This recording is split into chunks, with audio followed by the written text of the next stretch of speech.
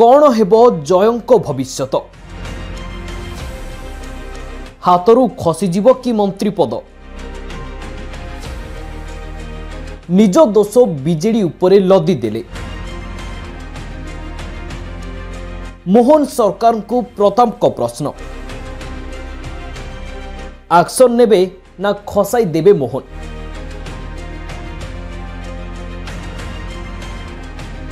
किछि दिन राजनीति रे जयनारायण को बयान को नहीं खूब चर्चा हेउथिला केतेबेले बीजेडी भविष्यत को नहीं भविष्यवाणी करुथिले तो आउ केबे नवीन को अंते बीजेडी शेष होइजिबो बोली कहउथिले हेले एबे तांको भविष्यत कोन हेबो जेल रो चारिकांथ भितरे रहिबे ना मोहन तांको बंचाई देबे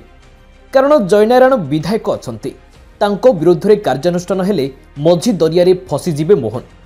आउ एक्शन न नेले विरोधी मध्य बदनाम करने को पछाइबे नहीं एभली स्थिति रे कौन करिबे सरकार ताहा एबे बड़ प्रश्नवाची सृष्टि होइछि।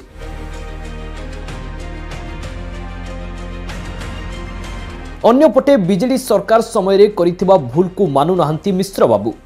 महिला आईआईसी को चापुड़ा मारिथिले जय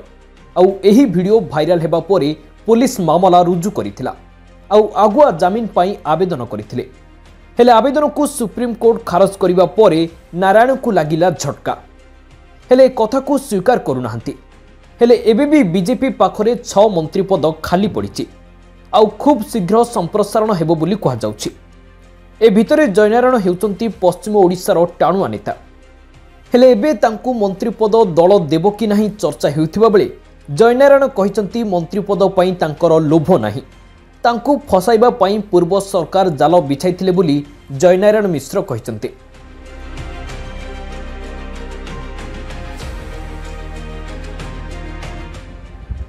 बीजेडी दयारु मो नारे 72 केस को केस रे बेल आनो जे को केस बेल हो न किए जाई की खबर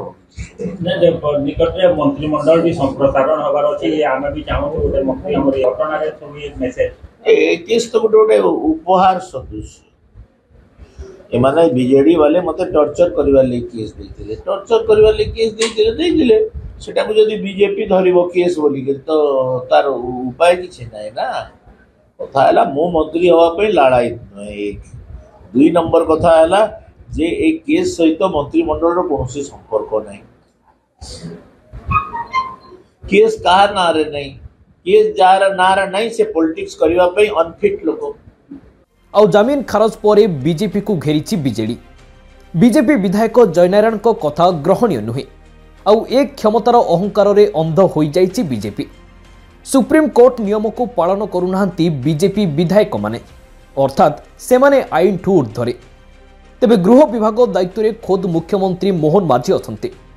आईन समस्तंको पई समान ना तांको कर्मकर्ता और राज्यपालंको पुओ पई अलगा मुख्यमंत्री यार जवाब दियंतु बोली बीजेडी नेता प्रताप देव कहिसंती। एटी वैधानिक प्रश्न माननीय मुख्यमंत्री को पचारिया चाहिए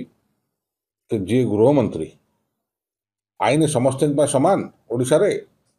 ना भारतीय जनता पार्टी सदस्य मानकर मंत्री विधायक मानकर एवं कर्मकर्ता एवं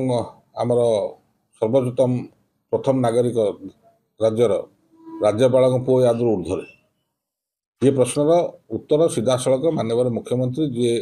गृह विभाग दायित्व अच्छे सी रखा उचित। गोटे पटे बीजेपी सरकार आसिबा परठू आईन श्रृंखला को नहीं पूर्व सरकार को दोष देउथिले हेले एबे निज दल रे आईन श्रृंखलार प्रश्न उठिछि मुख्यमंत्री कार्यानुष्ठान नेबे ना दलीय विधायक भावे पक्षपातिता करिवे जदि एमिति हुए ताहले सारा राज्य रे आईन श्रृंखला परिस्थिति बिगिड़ी जिवो आउ सरकार एवं आईन को केही डरिबे नाही। भुवनेश्वरରୁ बबिताଙ୍କ रिपोर्ट दिनांक टीवी।